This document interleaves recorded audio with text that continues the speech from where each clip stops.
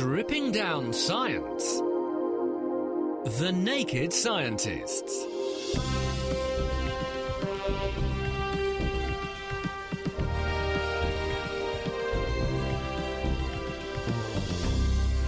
Hello, it's Sunday the 17th of April. Welcome to The Naked Scientists with me, Chris Smith. And with me, Diana O'Carroll. This week we're discussing gene therapy. You might remember the story of the boy who was forced to live in a sterile bubble because he had no immune system.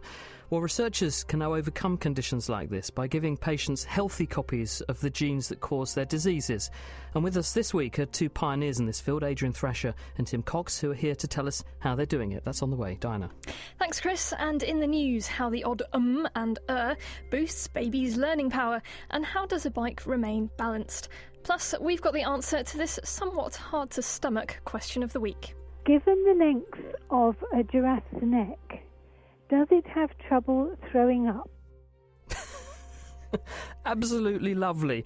So if you have any other questions for us, you can tweet at Naked Scientists, you can write on our Facebook page, that's at thenakedscientists.com/Facebook, or you can drop us an email. Our email address is chris@thenakedscientists.com. The Naked Scientists podcast is powered by UK Fast, the UK's best hosting provider. On the web at ukfast.co.uk.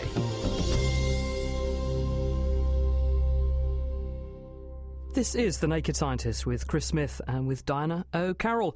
And we begin with a look at some of this week's top science stories. Ooh, what a nice bed. Look at the, bed. That's a recording made recently during a piece of research by Rochester University scientist Richard Aslin and his colleagues, who think they've stumbled upon an important trick used by toddlers' brains to help them to learn new words. It's based on something called disfluency, in other words, when we say or in a sentence. This tends to happen when we're about to say a word which is used less often or could be unfamiliar to the person that we're conversing with. And at the same time, speakers usually change the word the into the. So, for instance, they'll say, I'm going to the supermarket, rather than I'm going to the supermarket. Toddlers, it turns out, are very sensitive to these speech patterns, and they can use them to pick up new words. We presented to babies, side by side on a computer screen, photographs of two different objects. One of the objects was well known by the infant. So, for example, a photograph of a banana. Next to the picture of the banana might be a picture of something like a wrench, an object that children don't have any experience with, and they haven't yet learned the name of that object. And so what would happen then if the voice that is speaking about those objects says, oh, look at the wrench?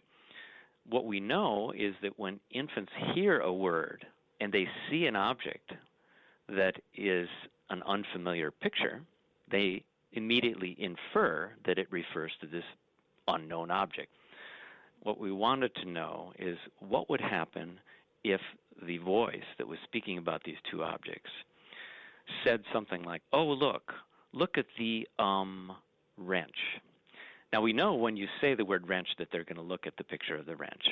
What we wanted to know is where do they look when they hear the disfluency? If they can use the disfluency to make a prediction about what the next sound that is going to be coming in that sentence, then they're going to predict that it's going to be an unusual sound, and therefore they should look at the object that is the unfamiliar or novel object. And that's exactly what we found. During that disfluency, before the word has actually been spoken, they are looking at the novel object. And in fact, when the or was included in the instructions, the children spent 70% of their time looking at the unfamiliar object, compared with about 50% when the instruction didn't contain any of those hesitations. But what does this actually mean in terms of a child's learning? You are building up an expectation that something important is about to come next, which in the normal course of events, the parent would, of course, eventually retrieve from their memory the word that they're trying to say, and therefore that word is being highlighted for the child. So not only are they getting a prediction as to an important piece of information is coming next, but then it's priming them to pay particular attention to that information because it's going to be new. It's going to be useful for them in terms of learning the meaning of that particular word. So is there a message in there for parents and teachers and maybe even radio presenters? Normally, you would think that we should speak without disfluencies because it adds uncertainty to the input that the child is receiving. But in fact, what we're showing here is that in this early phase of language development, when you're learning many, many new words, it can actually have a benefit. Now, we're not suggesting that parents should increase their disfluencies, but just the natural process of speaking has disfluencies in it, and parents shouldn't be worried about that fact because in this particular case, it's actually beneficial. Richard Aslin from Rochester University, and he published that work this week in the journal Developmental Science. And so, Diana, now you can talk and say and ah as much as you like without worrying. You're actually helping people understand. Yeah, I'll try and avoid too many disfluencies, but we'll see. Anyway, this week researchers have found evidence to suggest that life evolved on land much earlier than previously thought. These fossils come from a key point in evolution where tiny, simple bacterial or prokaryote cells developed features resembling larger, more complex eukaryotic cells, which would make photosynthesis and sexual reproduction possible. So, according to the paper, which is published in Nature, microfossils have already been found that demonstrate life existed in the sea over 3 billion years ago, but very little is known about early signs of life on land. So Paul Struther of Boston College and colleagues looked at microfossils found in billion-year-old rocks in northwest Scotland's Loch Torridon. These life forms they looked at were eukaryotes, organisms whose cells contained complex structures inside cell walls, and they measured up to a gargantuan 1 millimetre long. And the authors say that because of the presence of structures like a nucleus, chloroplasts and mitochondria, these simple eukaryotes must have lived in fresh water and were exposed to the open air because they have the parts necessary to perform photosynthesis. And the authors argue that it also supports the idea that prokaryote cyanobacteria evolved first in freshwater habitats and later migrated into the sea. And early cyanobacteria are thought to be the cells which ultimately became chloroplasts in plant cells, or in this case, these early eukaryotes, which are thought to be a precursor to algae. And the authors add that what it could mean is that freshwater habitats are better at encouraging eukaryotic evolution than the sea. Which is very interesting because also we know that the invasion of the land by plants happened about 450 million years ago, and these cyanobacteria had the ability to photosynthesize, capture energy from the sun, so the fact they're there first does kind of fit, doesn't it? Yeah, and it's kind of reverses the general consensus that has been held for a long time, is that they came from the sea, but it would make much more sense given this new evidence that they came from fresh water on land. Thank you, Diana. We're talking of things that happened a long while ago. Also this week, how our early human ancestors talked their way out of Africa. There's a study marrying up the diversity of the sounds that are used in languages around the world with what genetics tells us about how people migrated out of Africa and across the globe. And it shows, this study, that it was probably the art of conversation that got people moving. Quentin Atkinson, the author of this new study, works at the University of Auckland in New Zealand. Ever since Charles Darwin, it's been recognised that the evolution of languages parallels, in many ways, the evolution of species. So you get this process of descent with modification, like you get genetic mutations arising, you get what linguists call innovations in languages. And so after a period of time when two populations have been separated, they can no longer understand one another, and you get new languages forming, just like you get new species forming when they can no longer breed with one another. So it was with that background I started looking at global patterns of phoneme diversity. Phonemes are sounds in languages that are used to differentiate words with different meanings. So cat has a different meaning to bat because there's a different phoneme at the front of it. And one of the key pieces of evidence supporting an African origin for our genetic ancestry is that genetic diversity is highest in Africa, and it decreases with distance from Africa. So you wonder whether the same thing would apply to language? That's right. That pattern fits with an idea called the serial founder effect. We expect an ancestral population in the homeland to have been there for quite a while and generated a lot of genetic diversity. And during an expansion, small groups will break off from that ancestral population and carry a subset of the diversity with them. And then as the expansion continues, small groups will break off from those groups and carry a further subset of diversity. So the further out you go from the origin, the less diversity you see. How do you counteract the effect, though, of population size? Because obviously with a small population you have a small gene pool. You're also going to get a small phoneme pool, small number of ranges of different word sounds. That could be an effect of a bottleneck in a population. It could also be just the fact that a population happens to be small anyway. So how do you get around that? So part of the motivation for looking at a serial founder effect in phonemes was that population size has been shown to be correlated with the number of sounds that a language uses. So languages with more speakers use more sounds. So that fits with this idea of a founder effect. So I was looking for global decrease in the number of phonemes used around the world from some origin point. And you're right that one of the things you need to consider if you're looking at that is that this is not just a result of differences in modern population sizes, so that if some parts of the world happen to have, on average, smaller populations, maybe any global patterns we see is just a direct result of that. So one of the things I did was control for modern population size and look to see whether we still find a global decrease in phoneme diversity with distance from an origin. The origin turned out to be Africa. How many different languages did you consider around the world? In total, 504 languages. So they're part of a data set called the World Atlas of Language Structures. Presumably that you've got the whole world represented in terms of on a map. That's right. Of where people went, we think, in evolutionary time, and you've got the languages from those sorts of territories. And when you marry the two together, do they agree? Yeah, the pattern that we see in the phoneme diversity, the number of phonemes, matches quite nicely with the pattern we see in genetic diversity. So just like the genetic diversity points to an African origin, so too it seems does the phoneme diversity. So this is a sort of another strand of evidence that supports the genetic diversity. People have also done this with Helicobacter pylori, haven't they? People in Cambridge have done that, actually. And also the facial phenotypic appearances. So this is another strand of evidence. But does it actually show anything that those other investigations didn't? Or does it fill any gaps that they were incapable of addressing?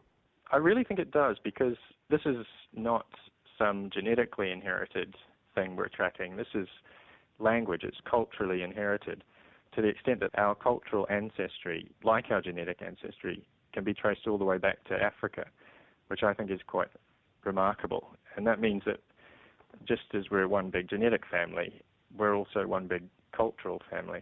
But an even more fundamental question must be then, are you suggesting that the thing which catalysed the out of Africa migration, the thing that led to humans taking over the whole world, was that we actually got modern language? Because if the root of all languages is Africa, and then they slowly diversify from there, that would suggest that people had to have that core language function first before they went anywhere.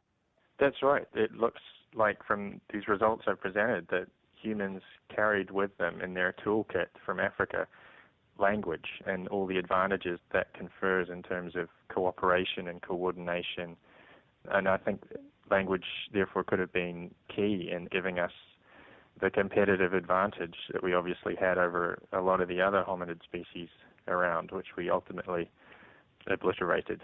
Quentin Atkinson, he's based at the University of Auckland in New Zealand, and he published the work you've just been hearing about this week in the journal Science. Diana. Also, a team working in the USA and Holland have this week come one step closer to working out how a riderless bicycle remains upright. So as you know, this only happens when the bike is moving, so there must be some interesting mechanical forces at work keeping it from toppling over. So what happens when the bike coasts is that each time it starts to fall to one side, the front wheel will steer into the fall and so correct it, making the bike upright again. So for some time, the conventional wisdom has been that two principal forces cause this corrective steering to occur. The first of these is a sort of precession, otherwise known as gyroscopic torque. This is when something spinning in a particular direction provides a force that acts on the axis of the spin. So for example, if you have one of those spinning tops where you pull a piece of string to make it spin, the spinning motion keeps it upright as gyroscopic forces pull on the axis to create a sort of self-correcting balance. So that's what keeps it upright. And when the top's not spinning, it simply topples over on one side, and for a long time it's been thought that the same effect happens on the bicycle wheel. Now, the second effect is the caster effect, and you see this on a shopping trolley, where when you steer it around corners, the wheels appear to get dragged around behind the direction you're steering it in. And this is because they're set on posts which are, if viewed from the side, in front of the position where the wheel meets the ground. And the same thing is effectively true of a bike, because the place where the wheel meets the ground is actually slightly behind the steering axis. So publishing in Science, this new team built a bike that counteracted these two effects to see if it would still stay upright when moving. How did they get around the gyroscope effect with the wheel going round? Yeah, so what they did is they constructed a frame, and it had wheels that were sat above the wheels on the ground, and they spun in exactly the opposite direction at the same speed.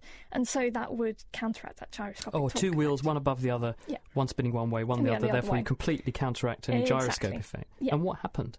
Oh, well, they still had another thing to deal with as well, because there was this other caster effect. So they had to move the point where the wheel met the floor relative to the steering axis so that it was directly above it, so that you didn't have this dragging kind of trail effect that you get on a shopping trolley. But what they found was that when they let this funny-looking bike roll off on its own, it stayed perfectly upright, no problem. So those two claims of why a bike stays upright when it's moving are wrong. Effectively, or they make a minimal contribution. Exactly. So why is the bike staying upright? Well, they've got a few other ideas, and they think it's probably something to do with mass distribution, but the sort of point about this is that we don't really fully understand the mechanics of what keeps a bike upright, so potentially you could improve existing bikes' designs and make them absolutely fantastic and self-righting. And maybe even make the ideal circus bike, which is almost impossible, if not impossible to ride, by overcoming, if you can find out what the thing is that keeps it upright, overcoming that, so it is impossible to ride. Yeah, maybe that's just due to big shoes, though, you never know.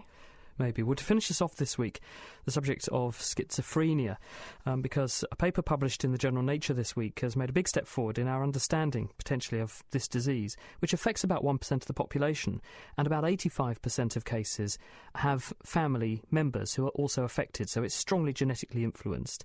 But other than that, it's very hard to understand what sets apart the person with schizophrenia versus the person who doesn't have schizophrenia. So people who have this condition develop hallucinations, they see things or hear things that only they can experience, and then they develop delusions to explain why they're having these experiences. But other than that and those symptoms, we don't really know what's causing it. But what a group of scientists in California, this is Fred Gage and his colleagues at the Salk Institute, have done, is to use genetic techniques to take skin samples from 4 patients with schizophrenia. They then genetically reprogram the skin cells, called fibroblasts, to make them into initially cells called iPS cells, or induced pluripotent stem cells, that they can then, with chemical treatments, turn back into brain cells in the dish. And by culturing these brain cells in the dish, they can then begin to understand and test them to see how they differ from control cells made from healthy people who don't have schizophrenia, in order to see what the differences are. And what they have found so far is that the schizophrenic cells make far fewer connections to each other and to other cells. They put out far fewer outgrowths. These are neurites, effectively little extensions of the cell surface that make these connections. And genetically, they're very different too. They did a genetic comparison of the levels of different genes, whether they're on or off, between the schizophrenic cells and the healthy patients. And what they find is 596 genes, which have different levels of gene activity between the two. And only 25% of those genes they found had been changed were known previously. So 75% of them were entirely new discoveries. And then they did a really interesting experiment, because they started adding to these cells in the dish some of the drugs, antipsychotic medicines, that we give to patients who have schizophrenia, to see what effect that would have on what the cells did in the dish. And they found actually that one of the drugs they tested, loxapine, could reset the activity of many of the genes which were different in the schizophrenic cells. And so one of the lead authors, Kristen Brennand, actually said about this paper these drugs are doing a lot more than we thought they were doing, and for the first time we now have a model system that allows us to study how antipsychotic drugs work in live, genetically identical neurons from patients with known clinical outcomes. And this means we can start correlating pharmacological, in other words, how drugs work, type effects with the patient's symptoms. So in other words, in the future, you could use this technique and test how a drug is going to influence a patient even before you've given the patient the drug. And that's important because many of these drugs actually have quite serious side effects. Oh, it's absolutely incredible stuff, and I can't wait to see what kind of drugs they're going to come up with this new system. And if you'd like to read up on anything we've covered this week, the references and transcripts for each of the news stories we've discussed are online, and that's at thenakedscientists.com/news. Keeping you abreast of the world's best science. The Naked Scientists. You're listening to The Naked Scientists with Chris Smith and with Diana O'Carroll. Time now for this week's Planet Earth, and Sue Nelson has been along to find out about a European Space Agency mission called SWARM to study the Earth's magnetic field from orbit using a constellation of 3 satellites. She joined engineers Julia Ryan and Ralph Cordy from Astrium UK's Division of Earth Observation Science inside the Andromeda Clean Room. When you get used to the typical run of satellites coming through a factory like this, I think of the big telecommunications satellites as being like London buses. Well, for me, the SWARM satellites were like long, sleek, dark racing cars. Why was it built in that particular way? Why does it physically look so different? Well, I guess there are 2 principal reasons for that. One is the environment, the orbit that the satellites are going to go into. That's a relatively low orbit, and it means that they have to be sleek, very slim, to help reduce the pressure of the residual atmosphere at the height it's orbiting at. And the other reason is that it needs to keep its sensors, its extremely precise and sensitive magnetic sensors, as far away from any disturbance, electronic disturbance on the satellite as possible. And therefore it's very long and actually extends its length by a 4-metre long boom. This 4-metre long boom then is the reason that it has been described as a giant mechanical rat, which, considering you and I both see it more as a sleek racing car, seems slightly unfair.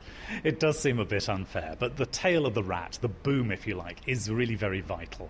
It's on there that we support what's called a vector magnetometer, the really heart of each satellite, the device that is providing the very precise measurements, not just of the size, but of the very detailed direction of the magnetic field that each satellite is flying through. But because they're measuring the Earth's magnetic field, that made the construction slightly different to how you would normally make a spacecraft. We've had to be careful in every way we've been working, in our choice of materials for these satellites and in the techniques we use. For example, we've got to be careful that nothing that we use is going to generate its own disturbing magnetic field. So the materials we choose, far from being the typical materials we would use for a telecommunications satellite, we've had to build these out of carbon-reinforced plastic. We've had to use ceramic materials to form a kind of optical bench on which to support the vector magnetometer. The tools that we use to do work on the satellite, we've had to make sure that those contain no residual magnetism themselves. Julia Ryan, you worked on the assembly, integration and testing part of the campaign for the SWARM satellite. What sort of testing did it involve? The most environmentally disturbing part of a satellite's life cycle is the launch, because being on top of the rocket it gets shaken around a lot and subjected to a lot of noise. In order to make sure that it can survive that, we have to do simulations on the ground using computers and then test it afterwards.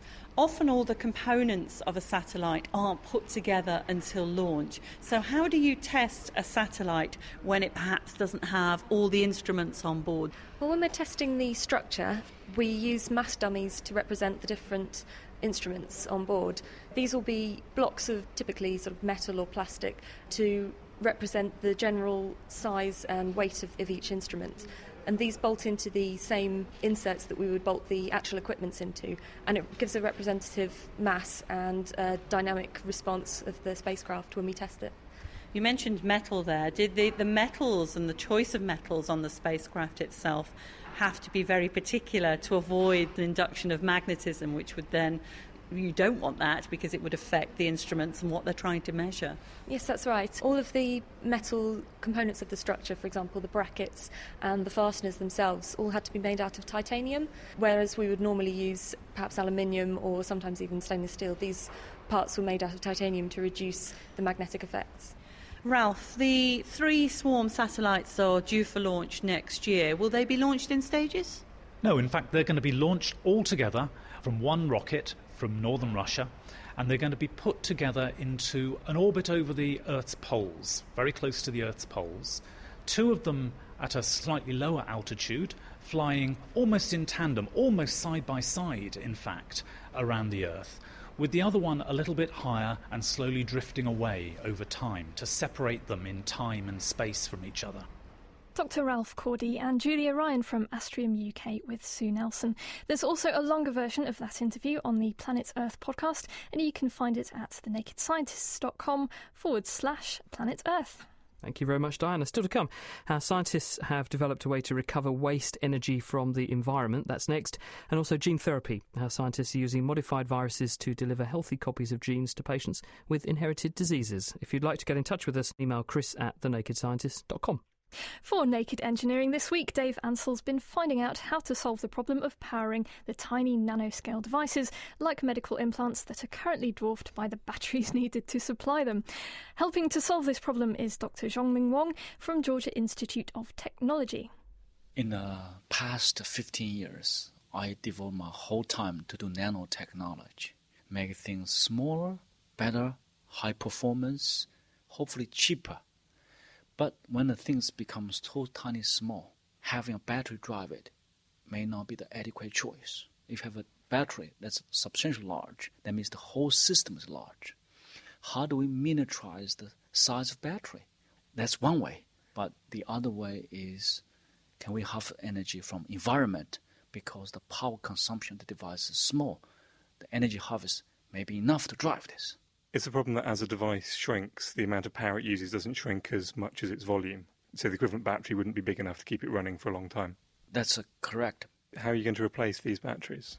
So what we're going to do is that because the power consumption in a range of microwatt to milliwatts, that's 1,000th to 1,000,000th of a watt. That's the power needed to drive this kind of device. So what we're going to do is that because this working environment that exposed to light, heat, to mechanical vibration, to any kind of disturbance we experience every day. So can we convert those kind of small energy to drive this? I guess you're going to have to use different techniques to absorb different types of energy. So how are you going to go about it? Solar and thermal are the most popular research today people work on for larger scale applications. But when you have a tiny nano devices, this device is not always under the sun. It could be implanted inside biological system or hide in a room in the dark. There's no sun. But there's always have mechanical vibration. Like I talk to you, my voice is a vibration. Can we convert this into electricity to power this? So how much power actually is the... The measure is by measure different source. For example, you have ultrasonic wave, you have mechanical actions. For example, when you drive a car inside the tire, there's a lot of mechanical disturbance. When you walk in your shoes, you're tapping your shoes back and forth. Those are all mechanical energy. Just let me give you an example. How much energy each of us has. Okay, you're tapping your finger, this milliwatts. Your breathing is 1 watt. You're walking 67 watt. If you can have the fraction of that one, that's enough to power your personal electronics. So you're just powering them from energy which is just being wasted all the time. Normally it just gets turned into heat. Exactly. So how practically are you looking at harvesting this energy? Use nanowires. How tiny nanowires? The diameter is about 500th to 1,000th of your hair width. The length is about 1/10th of a hair width. And then we put this on a variety of substrate to convert tiny physical motion into electricity. And we can generate today 3 to 5 volts output.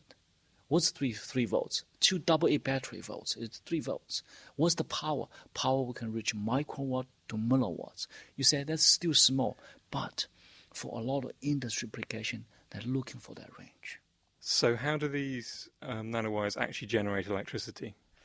This nanowires is not just a general any wire. It is a material called zinc oxide. It has a property called piezoelectric property. You say what it is?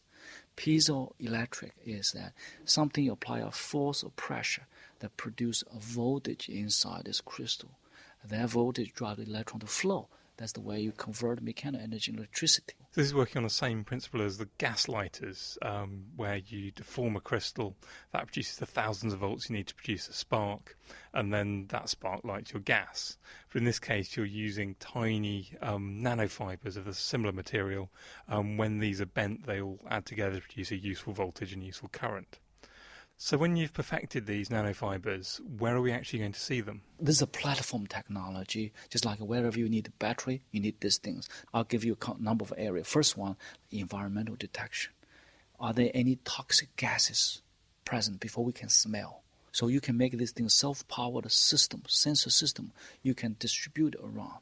So environmental monitoring, how do you track animal? How do you track people?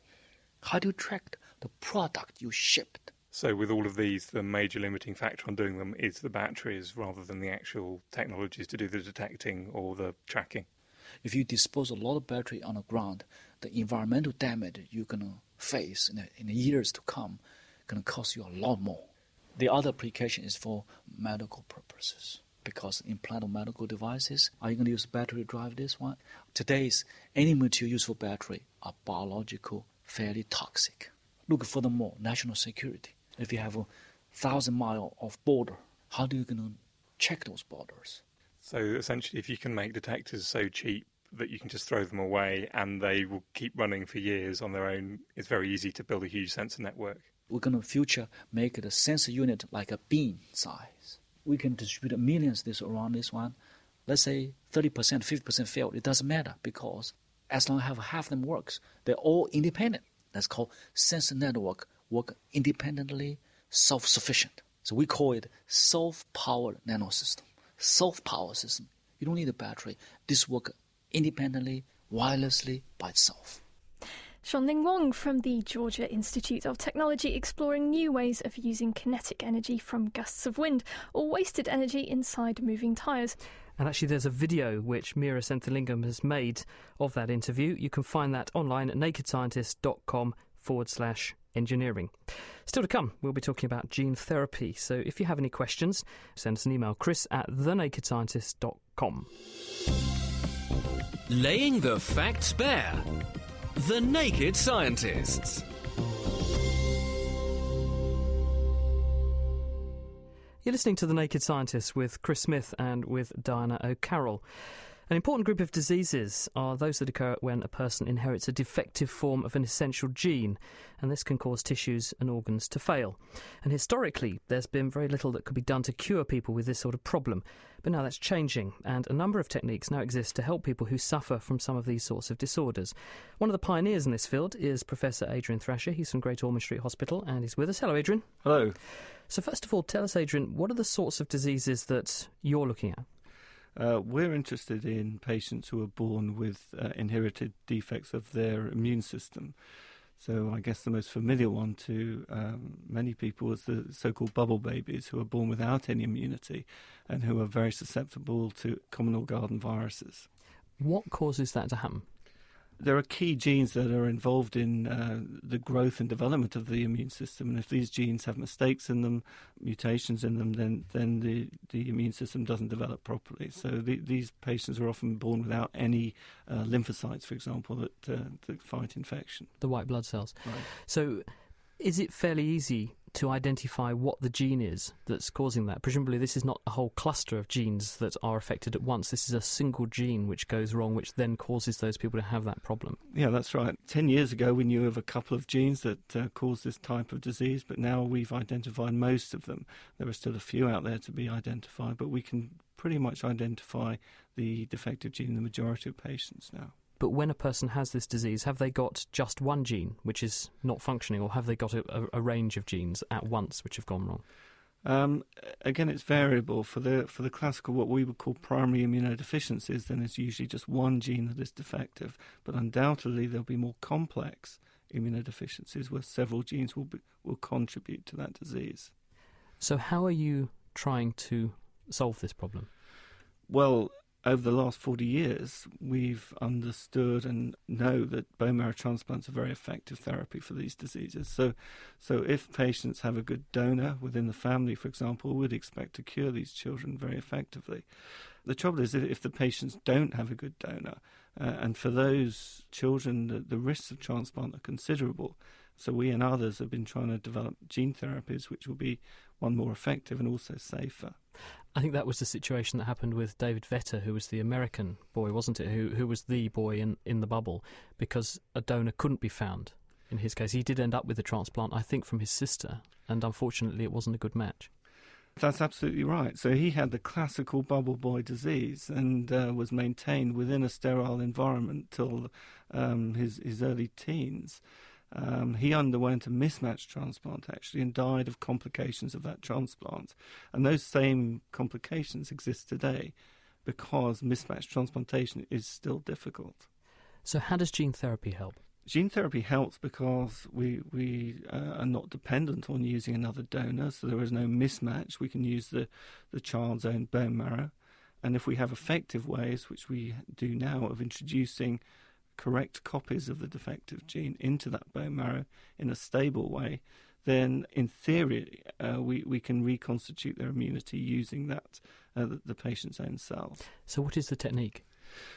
The technique's relatively simple. We harvest the bone marrow from these children under general anaesthetic. The cells are then modified in a special laboratory within the hospital, and then after several days within which the cells take up the new genes, the cells are given back to the patients. So in fact it's a very, very simple procedure, and in some children we've been able to do that almost as an outpatient. So how do you get the gene that they need, the one that their copy is wrong, it's defective, how do you get the healthy working gene into their stem cells? There are lots of different ways of doing that in the laboratory. The most effective way is to use a virus, because viruses have spent millions of years evolving mechanisms of getting genes into cells in an efficient way. We know we can modify these viruses to render them relatively safe, and instead of the viruses taking their own viral genetic material into cells, they take the transgene material, the therapeutic gene, into the cells. So you delete or remove the internals of the virus, the bit that would make it make more virus, put in the therapeutic gene, then you infect in the dish the person's own cells with that virus. Does it then insert that gene into their own DNA in those cells? It depends what sort of disease you're trying to treat, but for bone marrow diseases, we want the gene to be present in all the blood cells for the lifetime of the individual, so it has to be stable. So for that reason, we need the gene to be stably integrated into the DNA of the hematopoietic stem cells, or the blood stem cells in the bone marrow. So yes, it is inserted into the DNA, which means that when the cell divides, that transgene is also copied onto the daughter cells. And can you control where into the person's DNA that virus adds that new healthy copy of the gene? Because presumably you've still got the old defective copy sitting there, you put the new one in somewhere else in their DNA. That is one of the issues. At the moment it's not possible to control that in a very efficient way. The clinical trials that are ongoing don't even attempt to do that. But we know from ongoing laboratory research that it may be possible to do that in a much more precise way, and even in some cases may be possible to correct the original genetic defect. That must carry a risk then. If you can't control where the virus delivers its genetic cargo into the person's genome, could that cause problems?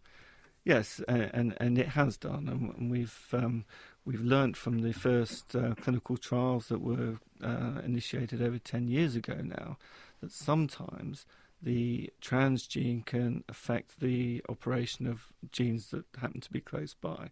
So, for example, genes that control cell cycle, or genes that can initiate leukemia. So there is a finite risk of this sort of technology, although the sort of trials that we're conducting now have additional strategies whereby we try and lessen that risk. And when you put the now healthy, hopefully, stem cells back into the person, they home back into the bone marrow, take up residence and start to make the kinds of blood cells and immune cells specifically that the patient originally lacked. Do they then end up with a mixture of unhealthy cells and healthy cells, or do these new modified ones take over most of the cells in the blood? It depends on the condition. So some conditions, the patients are born, for example, without any white blood cells.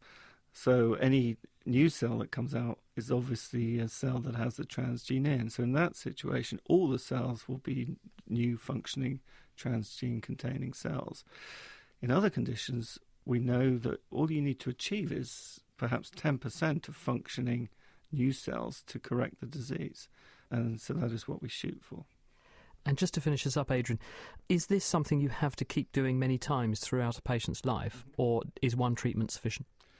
For the sort of diseases we're treating, we're hopeful that a one-off treatment, same as a bone marrow transplant, a one-off treatment should be sufficient for the lifetime of that individual. And how many patients have you helped this way now?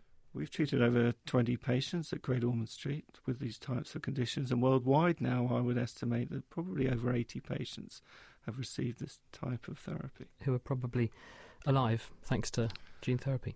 Adrian, thank you. That's Adrian Thrasher from Great Ormond Street in London. He's with us for the rest of the programme. Also, he's asked me to let you know that the British Society for Gene Therapy are holding a public event as part of their conference. It's in Brighton in October, all about the kinds of things that gene therapy can do and some of the things he's been talking about. There are details of that up-and-coming meeting in Brighton on their website. It's at www.bsgt.org. We'll put the details on our website, nakedscientist.com, for you too. Diana. Yes, gene therapy may also help in the treatment of what are known as inborn errors of metabolism, where part of a biochemical pathway is faulty or missing. And this can lead to a build-up of toxic waste products inside cells, damaging their function. Professor Tim Cox is from Addenbrooke's Hospital in Cambridge, where he works on these diseases and is developing new ways to treat some of them. So, Tim, tell me what these diseases are. Well, thank you. I mean, these are pretty severe diseases, and we've taken a rather tough route to try and deal with them. They affect principally the brain. So these are neurodegenerative disorders that damage the neuronal cells and cause a compromise of the person who's unfortunate enough to inherit rare defects that cause them. So typically in the case of Tay-Sachs disease, which is a almost iconic disease, emblematic of this whole class, the child is a beautiful child, usually born quite normal, but after a few months of life starts to develop neurological difficulties with weakness, not able to sit up, problems with sight, swallowing, coordination, and it's a very progressive condition indeed. They often go blind, and nearly all the children with this particular condition, which is, as I say, a member of the class, die in the first few years of life. We've seen quite a few patients over the last few years referred, and it's quite clear that although in some populations this particular one is screened for, it still occurs, and it's no respecter of belief, or ethics, or anything else. And what other diseases do you work on? The sort of we work on metabolic-related Gaucher ones? disease, which is a condition, an inherited condition, principally affects the blood system, the liver, spleen, and the blood system, very much like Professor Thrasher was telling you about earlier. But for that, there are alternative treatments in many cases. So you can provide the missing protein, which is an enzyme that can be targeted to the cells that are deficient, having a little address on it that's posted through the letterbox of the cell membrane to deliver the corrective force, the corrective factor. But for the brain, it's a little more difficult, and those are the ones that we've chosen in the latter phase of our clinical research to try and tackle now, because it's going to take a lot of work. So what have you done to explore new ways of treating Tay-Sachs? At risk of getting a bomb under my car, we've had to use an authentic model that can occur, two authentic models that occur in experimental animals. And though I'm probably taking a risk for saying this, I'm quite happy to do so because I'm clear that the reason for doing it is proper. So there are spontaneous models that occur in large animals, in cats and sheep actually, and also in a flamingo. They're a bit difficult to work on. But also you can generate these through the wonderful work of Sir Martin Evans, who got the Nobel Prize a few years ago for being able to develop targeted mutations in a controlled way in experimental mice particularly. And those animals that have this defect really develop a very severe disease, a very acute disease, and have to be killed under very careful regulation under humane conditions when they're about 118 days old. But with one dose of gene therapy using a different vector system from what Professor Adrian Thrasher was mentioning, we're able to, with a single treatment, to have those animals survive to the 2-year span that is allowed for a laboratory mouse. And our colleagues in cats have had similar results in the United States. You can't work on cats easily in this country, as you realise. So how is the vector different in this case, then? Yes, it's a different vector. The virus is called the adeno-associated virus, very tiny little genome, and by putting in the proper expression motifs and the correct sequences, you can get expression of what we refer to as pretty well household genes that are needed to deal with the material that accumulates in Tay-Sachs, Gaucher, other related conditions. The great advantage of this class of disorders, although they're absolutely horrible, they do have a particular property in that it's possible to provide a factory, a little source of the corrective factor in a small part, let's say, of the brain, which then diffuses out of the corrected cells locally right throughout the brain and is distributed where it's taken up by a sort of secretion recapture pathway. And this is a very remarkable way of complementing a whole tissue, a massive supercomputer, which is how I think of the brain, other people's anyway, and it can correct it in a wide field. That's really, in a sense, the beauty, a terrible disease, but where there's a little trick of nature which you can exploit for therapeutic purposes. So how far away are you from clinical trials and actually putting this into practice? Well, I'm only £4.5 million away. But we have applications in to the European Union and to government bodies in the UK at the moment, having done a great deal of work in combination now, we hope, with a commercial outfit in Europe that we hope will be able to grow the GMP, that's say the good manufacturing practice safe vector with all the toxicity done for human use. And we hope very much in a year or two to actually start the first trials in this condition. Well, I hope your funding proliferates, just like your description of the healthy cells. But that's Tim Cox, and he's from Addenbrooke's Hospital. Thank you very much. Thank you very much. Lifting the lab coat on the world's best science. The Naked Scientists. It's The Naked Scientists with Chris Smith and with Diana O'Carroll. Our guests this week, Adrian Thrasher from Great Ormond Street Hospital and Tim Cox from Addenbrooke's Hospital. We're talking gene therapy. We have a host of questions for both of you. I don't know who wants to kick off this one, but Tom Currell on Facebook, maybe Adrian, he's asking, because I think you made a sort of mention of this, what does it actually take to turn off a defective gene, Adrian? We don't need to turn off a defective gene, but the nature of the mistake is usually such that the gene is off anyway, so that if we put a functioning gene back in, that fixes the problem. In some cases, it is necessary to turn off a defective gene, and there are several strategies that can address it. So, for example, you can address it at the RNA level, so encourage RNA degradation by using homologous RNA sequences, or in fact, you can target enzymes that will make deletions within that specific gene and thereby destroy it. I have a question here from Nish Nair, also from Facebook, and he says, are there any problems that may require the replacement or masking of several genes rather than just a single one? Now, Adrian, I know you spoke a little bit about that earlier, so Tim, I'm going to point that at you. Gosh, thanks. Well, it's a very good point that there are conditions, of course, what we refer to as the single gene defects are often not so simple, that they have modifying factors and other genes which contribute to the development of what we refer to as the disease phenotype, the condition that you see in the patient. But on the whole, there's a primary gene which we've chosen that's defective and which then drives the development of the disease. And when you put that right, one hopes very much that the other things, as it were, fade into insignificance. So that's why, starting in this area, we choose the definitive approach to major determinants that predispose to disease. And that's, choose your targets, choose your weapons, and choose your targets first, I think. But it's quite true that once we begin to understand diseases that have more complex genetic archaeology, as it were, architecture, then it may be necessary to tackle those, Diana, and to think about a multi-pronged approach, focused in each case to the determining locus. But I think that's a little bit far ahead. Let's deal with what we've got in our clinics at the moment before we start tackling the really complex things. Thanks, Tim. I think this is probably best sent your way, Adrian. Don JX on Twitter is asking about inserting genes with viruses and how you actually get them into the right place, because you mentioned that you're starting to do some things to optimise where you put into the DNA of the host person the therapeutic gene. Right, so there are several strategies. One is, I'll give a couple of examples. So one is to use sort of safe harbours within the genome. So the virus that Tim works on, adeno-associated virus, has developed a strategy of inserting itself into chromosome 19 in a very specific locus. And we can use the mechanisms of that virus to put other genes into that locus. And what we believe now is that's a very safe locus to put genes. It's unlikely that any genes inserted there will affect surrounding genes. So that's one way of doing it. The second way of doing it is to use a process of homologous recombination, so using homologous DNA sequences to actually target a therapeutic gene into the right place.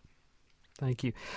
Well, we're almost out of time for the general questions. I've got a Twitter here, which is a slightly humorous one, so I will read it, from K9 Rules, who says, my main issue with genes is that I can never get the leg length to match the waist, so maybe I carry the fat gene. Who knows? Right, we're talking about hard questions. It's time for our question of the week. Diana. Yes, just like the joke, this week it's a rather nauseating question. My name is Anita from Surrey. Given the length of a giraffe's neck, does it have trouble throwing up? Do giraffes get over gravity as easily as the average Saturday night binge drinker? Good evening. Yes, my name is Alan Williams. I'm a professor of veterinary pathology at the vet school here in Cambridge. Well, yes, that's a really interesting question. And the answer is sort of yes and no. If you think about the giraffe's stomach, it's very similar to that of a cow, and it's much more complicated than ours. So a giraffe stomach has 4 chambers.